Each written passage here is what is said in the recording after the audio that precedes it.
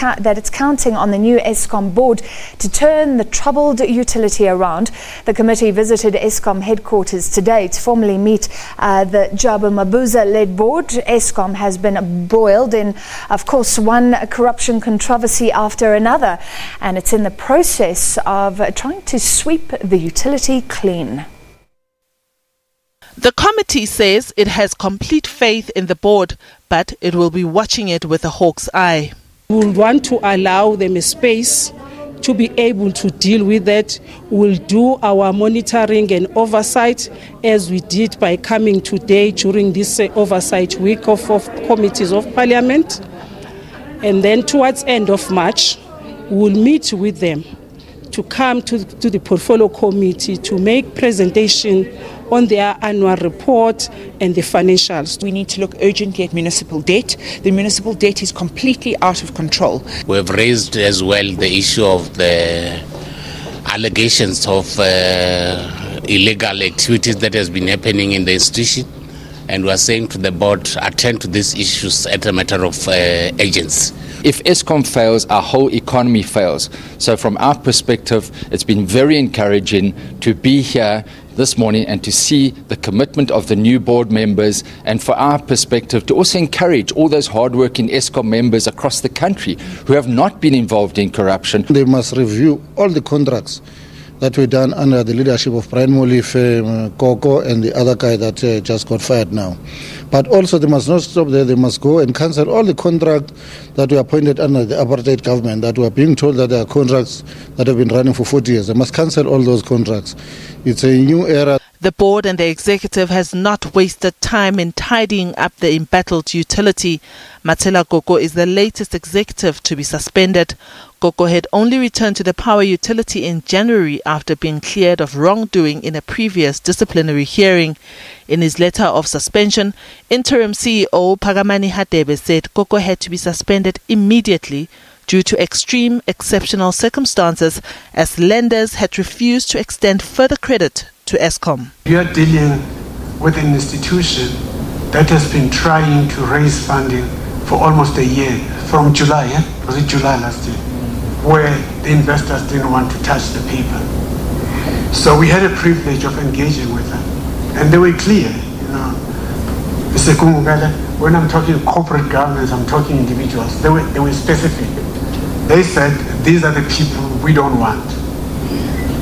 Go fire them, come back, then we can talk.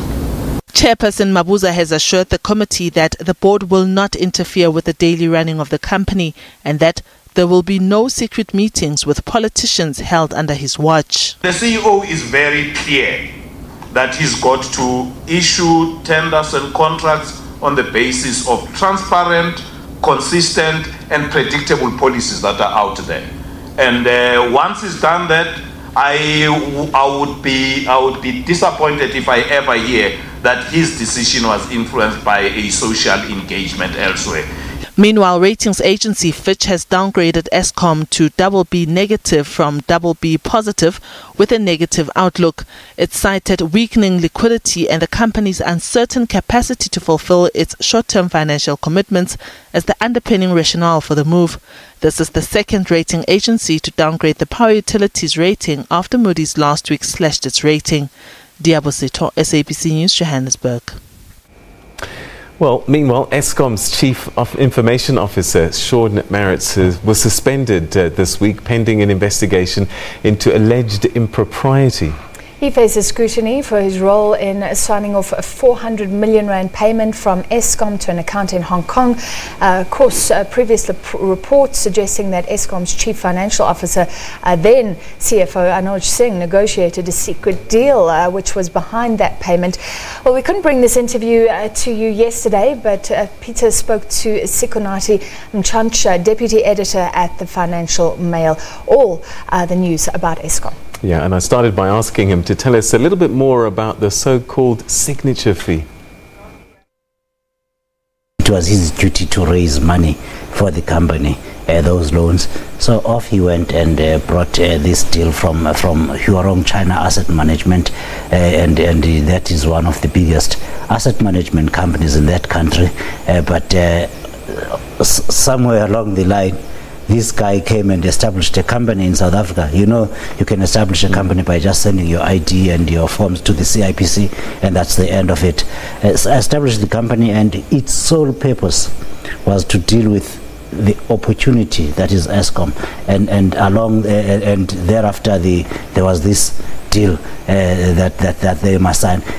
But the loan, 2.3 billion rand negotiated with the company in China, had been negotiated and finalized. Just when the money must come to Eskom, then they want to take a cut and give it to these guys. All right, so that is criminal activity. It's called a bribe. All right, so is he the last of it? Because we've got Matela Koko, who's refused to resign, a number of executives that were asked to leave and have gone. Is that the last of it? Or I'm thinking there's 48,000 employees. Surely this thing must go quite deep. Peter, we are talking now about 6 people. 7 people that have been let go, including Matela Koko, who's still resisting. Like you're pointing out, there's all those thousands of people there, 47,000 people to be specific, and it's not 5 or 6 or 7 guys that could have done this. They need foot soldiers to do it. They need the managers at all levels to approve and sign deals, and certainly this is 8 years of thieving. Let's be frank about it. This is 8 years of thieving, feeding off the taxpayer, feeding off the company to what it is now. It's 8 years, and it can't just be that group of people and those that left before them. It goes a whole lot further down. So how do the rest of them get flushed out? It's quite easy. We know how much we pay you as an employee, and we can just visit, for example, the deeds office. We can check your bank accounts. It's called a lifestyle audit, and you might want to explain to us how come you have a bond, for example, that demands immediately half your salary, and you drive a car 3 times more than what you should be earning, and you've got those beautiful farms and you had no inheritance to speak of. That's just the start. Just a simple lifestyle audit, and many of them, those who know they should not be going through that, will immediately jump out and leave. All right, so we've had a few days now to sort of look at the numbers properly and digest them. Not a big surprise, they weren't going to be pretty, but in layman's terms, for my viewers, just how bad was the story in terms of the numbers? You saw today yet another downgrade, the second in as many days from Fitch. Yesterday was Moody's, which is normally quite on our side if you look at the major agencies. That's how bad it is. Eskom is at risk of not being able to pay its debt. Let's talk about those fancy cars again. The minute you are not able to service your debt, to that debit order is not able to go through, your banker will call you and say, Mr. Ndoro, you might want to return our car. That's where Eskom is at this point. But because of the change in leadership, the people who, the companies that do have the money, the banks that can lend to Eskom, are willing to give this new leadership a chance to go about it, but on its own. Eskom is totally out of it. There's no money there. They admitted as much. They are getting 10 billion rand tomorrow in order to be able to settle an installment that comes due on the 1st of Feb. They are doing the same again for an installment that comes due around the 30th of March. There's no money coming from Eskom. Jabu Mabuza, the chairman, said as much and said we cannot rely on borrowing in order to pay for the things that we use to do this business. For example, he said consumables, and that by that he means coal. He means fixing the machines. He means paying the 47,000 people. You can't borrow money to pay your staff. You have to borrow money to invest in the business, in the infrastructure. Eskom is not at that point. It's living day to day. My goodness. So, Radebe and Mabuza, are these the two people to lead the board and the executive into these new waters of recovery? Definitely, it is Radebe. Pagamani Radebe, yes, and Jabu Mabuza. Definitely, look at let's take Jabu Mabuza's record. He came in as the chairman of Telkom when Telkom was actually in the same situation Eskom is right now. That was in 2013. And it was under the leadership of someone the SABC should know only too well, Dainapule. And the company had been raided and was on the verge of collapse, just like the SABC is and was under her leadership. Jabu Mabuza came in there as chairman and said, oh, now I'm in charge of this company. You decide what the policy is. You decide what you want. Give us the targets and stay in your office. We will come to you. And since then, once the politicians were kicked out of Telkom, the company is thriving. You are going to have exactly the same situation at Eskom because the corruption comes with the politicians. Kick Lynn Brown out of there. You've got the situation sorted. No politician comes anywhere near the premises of Eskom without the written permission of myself as chairman. That is what Johan Maritz did in 1985 when P.W. Botha again begged of him to come and save Eskom from itself. They were in this situation as this government is now. He gave them that one condition, and that is the condition Jabu Mabuza gave them. Of course, he does not say as much in as many words, but that's it. He says the shareholder has a role, and their role is to decide what the company must do and what must deliver. Give us the targets and leave it to us. You are not going to come here and be telling me what to do when you've already hired me to do it. That's how you save the company. His record speaks for itself. Jabu Pagamani Hadebe was parachuted into the land bank on the 18th of July 2008. When he walked in there, he fired the whole executive committee within the first month, exactly as he has done in the 5 days he has been at Eskom. Fired all of them. What you possibly don't know was 2 days before he took the job at Eskom, 4 people got convicted at the specialized commercial crimes court in Pretoria that he had laid charges against. They were amongst the people he fired at the land bank in 2008. Of course, it cost you and I, the taxpayer, 3.5 billion rand to put that bank back on track again.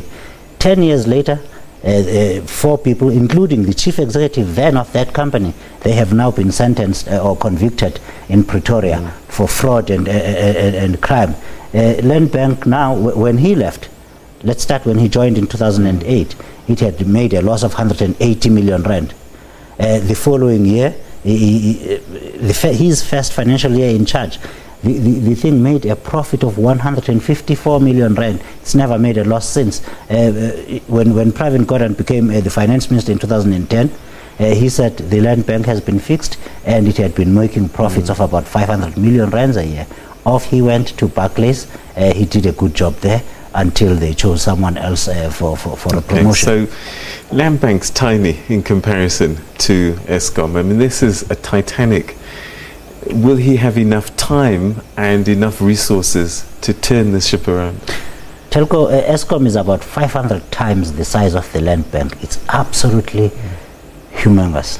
However, it is the small things that give you the confidence to tackle the bigger problems. He would have gone there having considered these properly.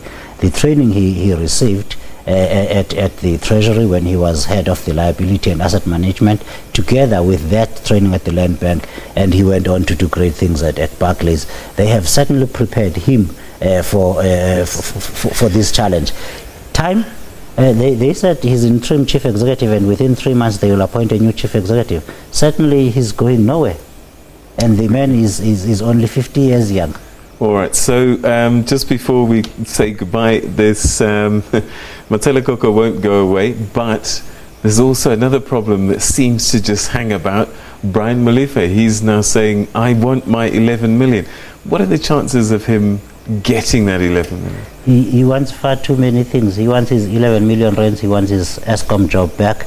I cannot prejudge the court case. There has already been a decision now which he is appealing. Let's wait and see what happens. But just about, Brian Molefe is just about the only person that believes he's owed 11 million rands or 30. He's just about the only person that still believes he has a job at Eskom. The whole country, including the people at Eskom that gave him that job, have disowned him. So let's wait and see.